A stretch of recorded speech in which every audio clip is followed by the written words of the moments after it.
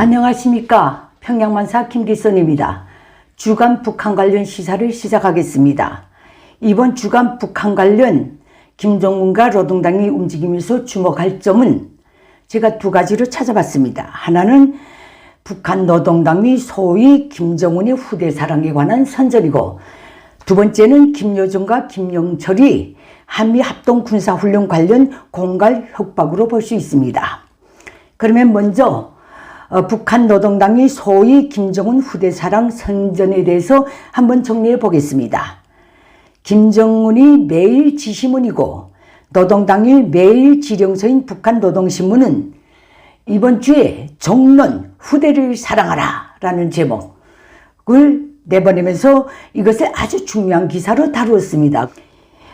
여기서 우선 노동신문은 김정은의 후대사랑은 북한 어린이들이 누리고 있는 천만복 중에서 가장 큰 복이라고 적극 선전했습니다. 북한 어린이들이 천만복을 누리는데 그 복 중에서도 가장 큰 복이 김정은의 후대사랑이다, 이 뜻입니다. 이를 증명하기 위해서 노동신문은 김정은이 어린이들에게 돌렸다는 사랑과 배려의 사례들에 대해서 자자구구 얼마나 길게 서술했는지 모릅니다. 또 노동신문은 이에 대해 김정은이 다른 나라와 비교해서 했다는 아주 자랑찬 말도 게재했습니다. 김정은이 이렇게 말했답니다. 지금 이 시각도 세계 도처에서 끊임없이 들려오는 아이들이 처량한 울음소리, 낳아준 부모는 있어도 운명을 지켜줄 품이 없어 애어린 나이의 어른들도 감당하기 어려운 불행과 고통을 겪는 철부지들이 그 애처로운 목소리를 들을 때면 상상을 초월하는 고행도 달게 여기게 된다.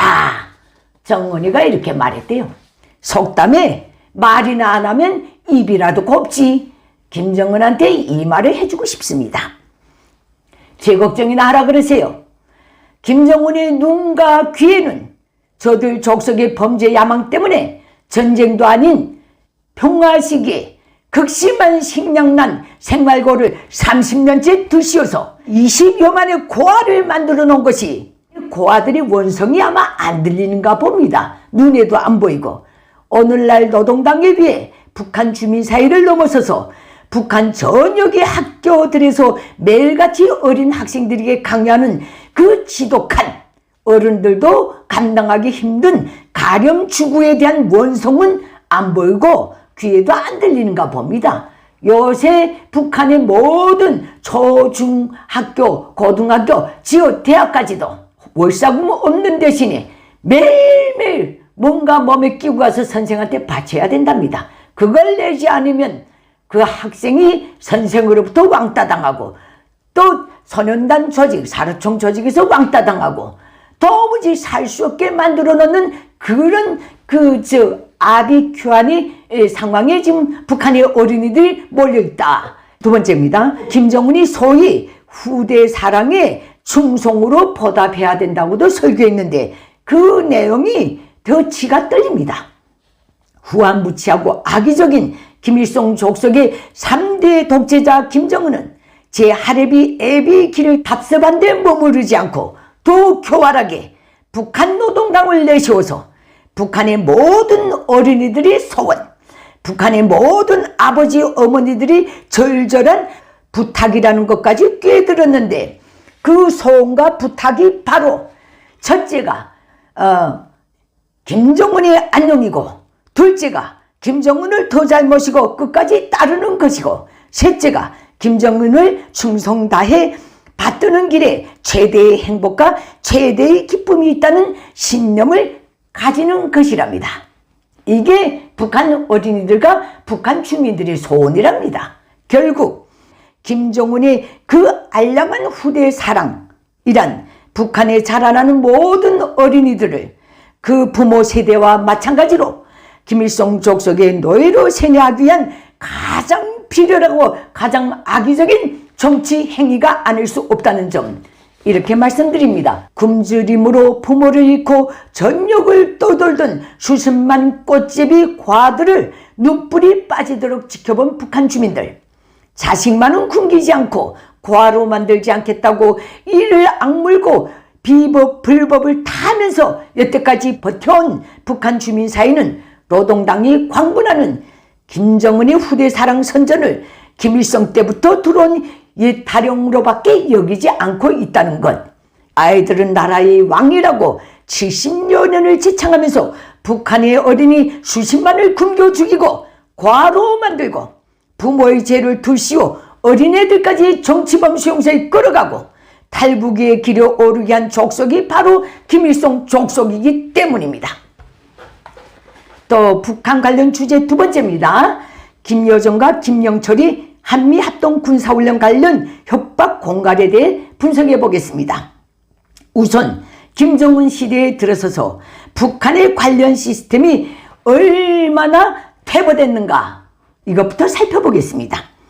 내용은 다 압니다. 대한민국 모든 뉴스 채널에서 다 방영했기 때문에 이것은 생략하겠습니다. 8월 10일 한미 군사훈련에 대해 대한민국과 미국을 싸잡아서 비난 협박했습니다. 그 다음날인 8월 11일 김영철이 나서서 김여정 조선노동당 중앙위원회 부부장을 운운하면서 거들고 나섰습니다.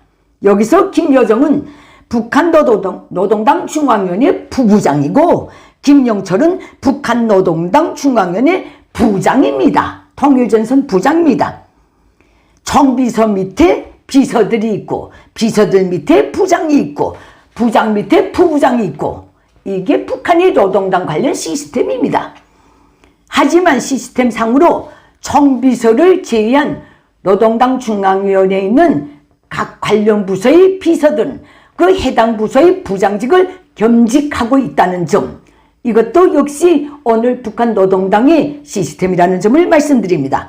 이런 시스템이 작년 금년에 들어서 김정은 시대를 맞아서 정말로 엉망이 되어가고 있습니다. 부부장이 먼저 나서서 담화를 발표한 뒤 직급상 상급인 부장이 나와서 뒤따라가면서 그걸 거들고 나서는 것. 김일성, 김정일 때에 이런 작태가 벌어졌다면 이것은 당의 질서와 균형을 무너뜨린 최대의 비상사건에 해당됩니다. 줄줄이 모가지가 떨어져 나갑니다. 이건 뭘 의미하는가? 김정은 시대에 들어 노동당 중앙위원회에서조차도 시스템상 심각한 혼란이 일어나고 있고 더 나아가서 김정은의 통치가 그만큼 약화되어 가고 있다는 뜻입니다. 김정은이 후계자 수업도 제대로 받지 못하고 제비가 날벼락 맞듯이 돼지는 바람에 하루아침에 올라앉아서 봉에 올라앉아서 한다는 짓거리가 얘는 정치적 훈련이 하나도 없다는 소리입니다. 여기에 북한 김일성 족속 3대 체제의 기막힌 조락, 멸망의 근원이 있을 수도 있다는 점, 원인이 될 수도 있다는 점을 이걸 놓고 말씀드리는 바입니다. 통신선 복원 관련 김여정 담화는 북한 주민 사이가 전혀 알지 못하게 외부적으로만 공개하면서 이번 한미합동 군사훈련에 관해서는 왜 북한 주민 사이에 공개했는가 이 문제입니다.